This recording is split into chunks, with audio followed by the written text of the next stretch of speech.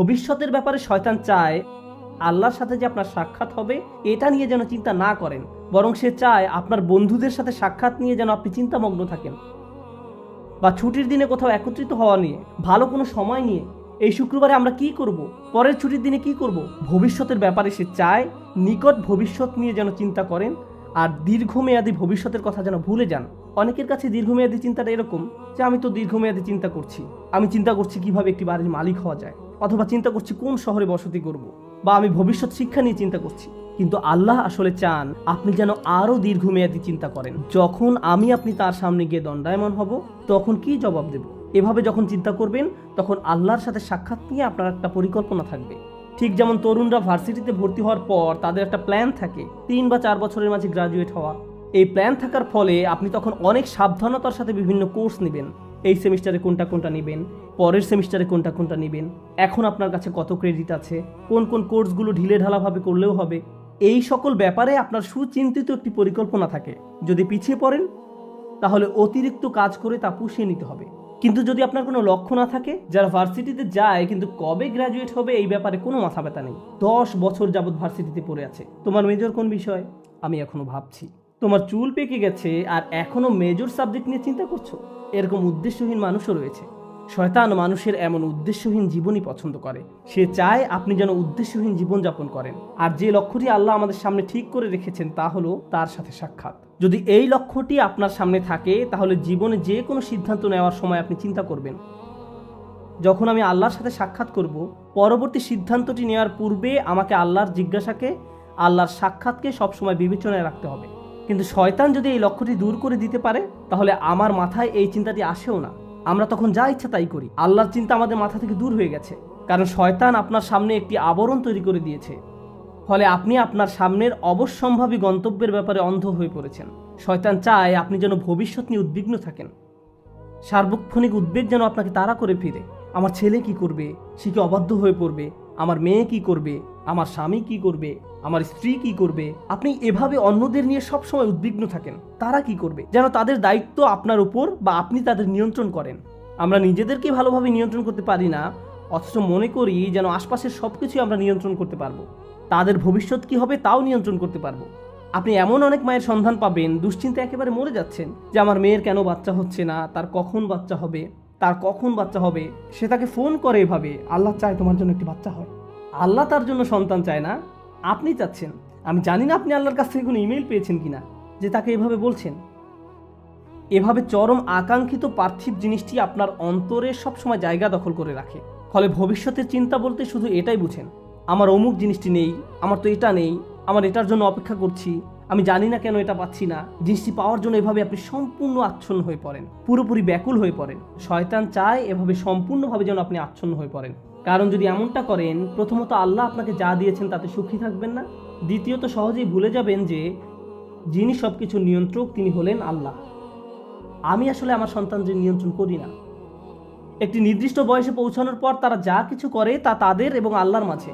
সর্বোচ্চ আমি যা করতে পারি তা হলো উপদেশ দেয়া, তাদের সিদ্ধান্ত একান্তই তাদের। যদি আমাদের রাসূলুল্লাহ সাল্লাল্লাহু আলাইহি সাল্লাম তার নিজ কন্যা ফাতেমার দিকে ফিরে বলতে পারেন, হে মুহাম্মাদের মেয়ে ফাতিমা, আল্লাহকে ভয় করো, আমি তোমাকে আল্লাহ তাআলার পাকড়াও হতে রক্ষা করতে পারবো না, তোমাকে সাহায্য করার মতো কোনো সামর্থ্য আমার থাকবে না, তিনি এটাই তার নিজের মেয়েকে বলেছেন, তাহলে আমরা কিভাবে মনে করি যে আমরা অন্যদের নিয়ন্ত্রণ করতে পারবো? এমনকি আমাদের পরিবারের মধ্যেও শয়তান চায় আমরা যেন মনে করি আমরা হলাম নিয়ন্ত্রক। কিন্তু বিষয়টা আসলে আল্লাহর অধিকারে, সে আমাদের মনকে এভাবে সম্পূর্ণ আচ্ছন্ন করে ফেলে। আর অবশ্যই মানুষকে নিয়ন্ত্রণ করতে গেলে হিতে বিপরীত হয়। মানুষকে নিয়ন্ত্রণ করা যায় না, আসলেই যায় না। আর যখন নিয়ন্ত্রণ করতে গিয়ে ব্যর্থ হন তখন আরও বেশি উদ্বিগ্ন হয়ে পড়েন, আপনি ক্রমাগত নেতিবাচক হয়ে পড়েন। আর আপনি যখন সম্পূর্ণ নেতিবাচক হয়ে পড়েন তখন আপনার পক্ষে কৃতজ্ঞ হওয়া অসম্ভব হয়ে পড়ে। খেয়াল করে দেখুন আয়াতটি কিভাবে শেষ হয়েছে, আপনি তাদের অধিকাংশকেই কৃতজ্ঞ পাবেন না। তারা সবসময় নেতিবাচক চিন্তা করবে, আমার চাকরির কি হবে, টাকা কোথায় পাবো, এটা কোত্থেকে আসবে, ওটা কোত্থেকে আসবে, স্বাস্থ্যের কি হবে, বাচ্চাদের কি হবে, অমুক অমুক ব্যাপারে কি হবে, যদি তারা জেনে যায়, যদি এমনটা ঘটে, যদি সে কিছু বলে বা যদি তিনি কিছু করেন। আর এসব তুচ্ছ ব্যাপার নিয়ে আপনি এতটা আচ্ছন্ন হয়ে পড়েন যে ভুলে যান আল্লাহ ভবিষ্যতের নিয়ন্ত্রক, আমি এর নিয়ন্ত্রক নই। আমরা যে একটি ভালো দিন অতিক্রম করি এটা এই জন্য নয় যে আমরা খুব ভালোভাবে প্ল্যান করে দিনটি কাটিয়েছি, বা আমরা এটা অর্জন করেছি বা দিনটাকে নিয়ন্ত্রণ করে কাটিয়েছি, একমাত্র আল্লাহর কাছ থেকেই প্রশান্তি আসে। আমাদের শরীর যে সঠিকভাবে কাজ করছে এবং এখানে শুক্রবারে জুমার নামাজের জন্য যে এসে বসে আছি, আল্লাহ আমাদের এই শক্তি সামর্থ্য দিয়েছেন। আর আমরা এটা ভুলে যাই। আমরা মনে করি ভবিষ্যতের সব কিছু আমরা নিজেরাই সমাধান করে ফেলতে পারবো। শয়তান এই কাজটাই করে। সে আপনাকে এই ধারণা দিয়ে বিভ্রান্ত করে ফেলে যে ভবিষ্যৎ আমাদের নিয়ন্ত্রণে। শয়তানের আরও একটি বড় অস্ত্র হলো ভবিষ্যৎ সম্পর্কে আপনাকে হতাশ করে দেয়া। আরে কোনো কিছুতেই কাজ হবে না, পূর্বের কোনো পরিকল্পনাই তো কাজে আসেনি, তুমি সব সময় ব্যর্থ হবে, তোমার কপালে শুধু ব্যর্থতাই আছে। এভাবে নিজের সম্পর্কে এত হতাশ এবং নেতিবাচক হয়ে পড়েন যে আপনি শুধু নিজের সম্পর্কে হতাশাজনক মনোভাব পোষণ করেন না, বরং এই হতাশা সংক্রামক হয়ে পড়ে। যেমন কেউ যদি পরীক্ষায় পাশ করে আসে, আপনি হয়তো তখন বলে বসেন, পাশ করলে কি হবে, চাকরি পাবে না, পারিবারিক ঐতিহ্য, কী বা করার আছে। এটা শয়তানের দুঃখবাদ বা হতাশার একটা অংশ। সে আপনার কাছ থেকে এটাই আশা করে। কারণ কেউ যদি সবসময় এভাবে দুঃখ এবং হতাশায় নিমজ্জিত থাকে, তাহলে কিভাবে সে আল্লাহর প্রতি আশা ধরে রাখবে? কোন অন্তর নিয়ে তারা আল্লাহর নিকট দোয়া করবে? যদি তারা ইতোমধ্যেই পরাজয় স্বীকার করে নেয়, তাহলে কোনো কিছুই আর কাজ করবে না। তখন আল্লাহর নিকট থেকে তাদের আর কোনো প্রত্যাশা থাকে না। আল্লাহর সাথে আমাদের সবচেয়ে গুরুত্বপূর্ণ সম্পর্ক হলো তার নিকট দোয়া করা, তার নিকট আশা করা। আর আপনি নিজেই কিনা এই সম্পর্কটা কেটে দিলেন, আশাহীন হয়ে গেলেন। শয়তানের সংজ্ঞাই হলো সে আশাহীন, হতাশ, আর সে চায় আপনিও তার মতো আশাহীন হয়ে পড়েন। এভাবে মানুষকে সে সম্মুখ ভাগ থেকে আক্রমণ করে। মানুষ জীবনে বিভিন্ন লক্ষ্যবানে ছুটে চলবে, এটাই স্বাভাবিক। আর এই ক্ষেত্রেও শয়তানও আমাদের বিভ্রান্ত করে ফেলে। এটাও তার সামনের দিক থেকে আক্রমণের কৌশলের অংশ। আমি সামনের দিক থেকে আক্রমণের বর্ণনা দিতে গিয়ে অনেক লম্বা করে ফেলছি। আজ যদি পেছনের দিক থেকে আক্রমণের কথা নাও বলতে পারি, সমস্যা নেই। আমি একটু সময় নিয়ে বিষয়গুলোর উপর আলোকপাত করতে চাই। তো মানুষের উদ্দেশ্যমুখী জীবনযাপন করার কথা। মানুষ আত্ম উন্নয়নের জন্য লক্ষ লক্ষ টাকা খরচ করে বিভিন্ন সেমিনারে অংশগ্রহণ করে, কারণ তারা অনুপ্রাণিত হতে চায়। এগুলো ভালো জিনিস, এগুলো আসলেই শক্তিশালী জিনিস। কিন্তু শয়তান কি চায় জানেন? আপনাদের একটি উদাহরণ দিচ্ছি। পর্বতারোহীদের দেখবেন তারা হুক নিয়ে উপরের দিকে ছুঁড়ে মারে। আপনি যদি আপনার হুক 20 ফিট উপরে নিক্ষেপ করেন, আপনি কেবল ততটুকু উপরে পৌঁছতে পারবেন। আপনি যদি 30 ফিট উপরে হুক নিক্ষেপ করেন, তাহলে 30 ফিট উপরে পৌঁছতে পারবেন। শয়তান চায় আপনি যেন আপনার হুক খুবই অল্প দূরত্বে নিক্ষেপ করেন। সে চায় আপনি যেন আপনার হুক শুধুমাত্র টাকা কামানোর জন্যই নিক্ষেপ করেন। অমুক পরিমাণ টাকা অর্জন করতে পারলে আমার জীবন সফল। তখন আপনি সারাক্ষণ এই চিন্তায় মগ্ন থাকেন, মনে হয় যেন যদি এই লক্ষ্য অর্জন করতে পারেন তাহলে সব কিছু ঠিক হয়ে যাবে। একবার যদি এই লক্ষ্য অর্জন করতে পারি তাহলে জীবনটা আশ্চর্য রকম সুন্দর হয়ে যাবে। আপনি যখন সেই লক্ষ্যের কাছাকাছি পৌঁছে যান বা উদ্দেশ্য অর্জন করে ফেলেন, আরও 30টা সমস্যা এসে হাজির হয়। শয়তান চায় আপনি যেন ছোট লক্ষ্যের পিছনে ছুটে জীবন অতিবাহিত করে ফেলেন, আর এই নিম্নতর উদ্দেশ্য অর্জনে এতটাই নিমজ্জিত থাকেন যে অন্য কিছু আর চোখেও পড়ে না। আমার আপনার জীবনে বিভিন্ন লক্ষ্য থাকার কথা, আমার স্বাস্থ্য নিয়ে লক্ষ্য থাকার কথা, আমার ক্যারিয়ার নিয়েও লক্ষ্য থাকার কথা, শিক্ষা নিয়ে লক্ষ্য থাকা উচিত। একটা ব্যাপার মনে রাখুন, এই লক্ষ্যগুলো আসলে আপনার জীবনের মূল উদ্দেশ্য নয়। এগুলো আসলে বড় একটি গন্তব্যে পৌঁছার মাধ্যম মাত্র। আমরা যদি ভুলে যাই আমরা এই পৃথিবীতে এসেছি একটি সীমিত সময়ের জন্য, এখানে চাকরি পাওয়া আমাদের মূল উদ্দেশ্য নয়, টাকা কামাই করা আমাদের উদ্দেশ্য নয়, এই পৃথিবীতে বাড়ির মালিক হওয়া আমাদের উদ্দেশ্য নয়। কারণ একদিন আমরা এর সব কিছু ছেড়ে চলে যাব। এই দুনিয়াতে আমাদের উদ্দেশ্য হলো ভালো কিছু করা, আমাদের নিজেদের জন্য ভালো কিছু করা এবং এমন ভালো কিছু পেছনে রেখে যাওয়া যা আমাদের মৃত্যুর পরেও কাজে লাগবে। এই উদ্দেশ্যে আমাদের এই দুনিয়াতে রাখা হয়েছে। এই ব্যাপারটা যদি আপনার মাথায় থাকে, তাহলে আপনার শিক্ষা যদি আপনাকে ভালো কিছু করার দিকে নিয়ে যায়, আপনার বাড়ি যদি আপনাকে ভালো কিছু করতে সাহায্য করে, আপনার গাড়ি আপনাকে ভালো কিছু করার দিকে নিয়ে যায়, তাহলে এগুলোর একটি উদ্দেশ্য আছে।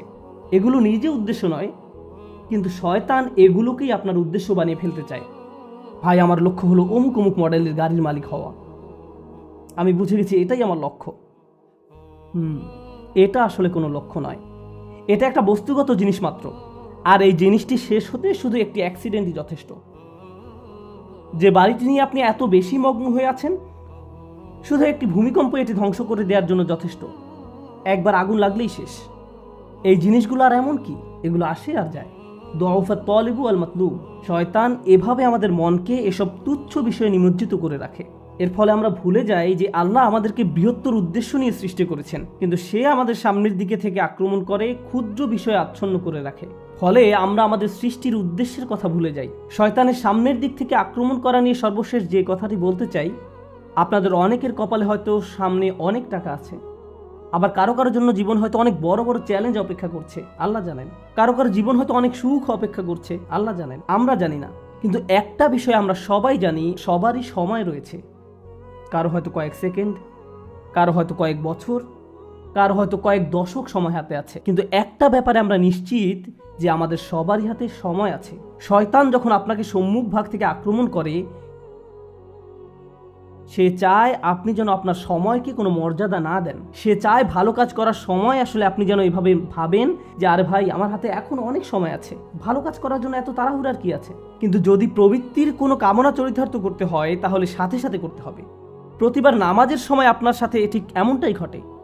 জোহরের সময় যখন আসে, মসজিদ থেকে আজানের শব্দ ভেসে আসে, আপনার ঘড়ির অ্যালার্ম বেজে ওঠে, মোবাইলের অ্যাপ থেকে আজানের শব্দ শোনা যায়, আপনি তখন কি করেন? পজ বাটন টাচ করেন, নিজেকে এভাবে বলেন মাত্র তো আজান দিল, নামাজের এখনো অনেক বাকি আছে। আর ভিডিও গেম খেলতে হলে এখনই, সিনেমা নাটক দেখতে হলে এখনই, কিন্তু নামাজ পড়তে হলে সময় বাকি আছে, এখনো অনেক সময় বাকি আছে। ভার্সিটিতে ক্লাসের ফাঁকে যদি আপনি কিছুটা সময় পেয়ে থাকেন, ব্যাগে কোরআন আছে, তখন ইচ্ছা করলে ব্যাগ খুলে কোরআন পড়তে পারেন। পরে, এখন না, আমি তো পড়বো কিন্তু এখন না। কিন্তু যে কোনো তুচ্ছ, অর্থহীন, বাজে কাজ ফেসবুক বা ইনস্টাগ্রামে স্ক্রল করতে করতে কখন যে 30-40 মিনিট পার করে দেন টেরই পান না। এমনকি ক্লাসের জন্য কখনো কখনো দেরি হয়ে যায়। অর্থহীন কাজের জন্য ঠিকই সময় বের করে নিলেন, এর কারণ হলো শয়তান চায় আপনি যেন আপনার সময়কে কোনো মূল্য না দেন। সে চায় আপনি যেন আপনার মূল্যবান সময়কে অর্থহীন কাজে ব্যয় করে নষ্ট করে ফেলেন। এভাবে আপনার সময় নষ্ট করার মাধ্যমে সে আপনার ভবিষ্যৎ ধ্বংস করে দেয়। তারপর যখন জীবনের একটা পর্যায়ে এসে পেছনে ফিরে দেখেন, তখন ভাবেন ভাই, আমি জীবনে কত সময় যে অযথা কাজে ব্যয় করে নষ্ট করেছি। এরপর জীবন নিয়ে হতাশ হয়ে পড়েন। এই খেলাটাই শয়তান আমাদের সাথে খেলে। এভাবে শয়তান বিভিন্ন কৌশলে সামনের দিক থেকে আমাদের আক্রমণ করে। আমি আল্লাহর কাছে দোয়া করছি, আল্লাহ যেন আমাদেরকে এইসব আক্রমণ থেকে সতর্ক থাকার তৌফিক দান করেন, এবং আল্লাহ আযজা ওয়া জাল্লা কখনো যেন আমাদের সেসব লোকদের অন্তর্ভুক্ত না করেন যারা বাস্তবতাকে তার প্রকৃত রূপে চিনতে ব্যর্থ হয়। রাসূলুল্লাহ সাল্লাল্লাহু আলাইহি সাল্লাম বলছেন, ও আল্লাহ, আমি চাই আপনি আমাকে বাস্তব বিষয়সমূহ আসলেই যেমন তেমনভাবেই দেখান। এটা আমার শেষ উপদেশ। কিভাবে আমরা শয়তানের এই আক্রমণগুলো মোকাবেলা করব? প্রথমে এগুলো শনাক্ত করতে হবে।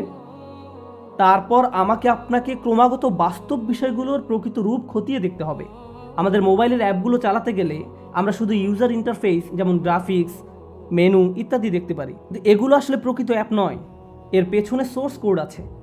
আপনি সেই কোড দেখতে পান না, আপনি শুধু ফ্রন্ট এন্ড দেখতে পান। ঠিক তেমনি বাস্তব জগতে যা কিছু দেখতে পান তা শুধু উপরের অংশ দেখতে পান, শুধু কভার দেখতে পান। কিন্তু এর পেছনে অন্য আরেক বাস্তবতা রয়েছে, এর পেছনে ইঞ্জিন রয়েছে। সমস্যা হলো আমরা কোনো কিছুর বাহ্যিক রূপ দেখে এর মূল্যায়ন করি। এর পেছনে যা আছে সেটাই যে আসলে মূল্যবান আমরা তা জানার চেষ্টাও করি না। কোরআন এই কাজটাই করে। কোরআন শুধু এই দুটি চোখ দিয়ে দেখতে বলে না, এখানেও আরো এক সেট চোখ রয়েছে। লাহুম আয়ুনুন লা ইউবসিরুনা বিহা, তাদের চোখ রয়েছে কিন্তু তা দ্বারা তারা দেখে না, অর্থাৎ তারা আসল রূপ দেখে না, তারা শুধু বাহ্যিক ব্যাপারটা দেখে। আমাদেরকে অন্তর্চক্ষু দিয়ে তাকাতে হবে যা প্রকৃত রূপ দেখতে পারে। যদি এমনটা করতে পারেন তাহলে যেভাবে আপনি সময় ব্যয় করেন, বিভিন্ন বিষয় নিয়ে চিন্তা করেন, বিভিন্ন জিনিসের মূল্য দিয়ে থাকেন, বিভিন্ন জিনিসকে গুরুত্ব দিয়ে থাকেন, তার সব কিছুই পরিবর্তিত হতে শুরু করবে। কারণ দিন শেষে আল্লাহর সাথে সাক্ষাৎ করার পূর্বে আমাদের হাতে জীবনের যে অংশটুকু বাকি আছে তার মূল ব্যাপার হলো ইউনাব্বাউল ইনসানু ইয়াউমা ইযিন বিমা কদ্দামা ওয়া আখার।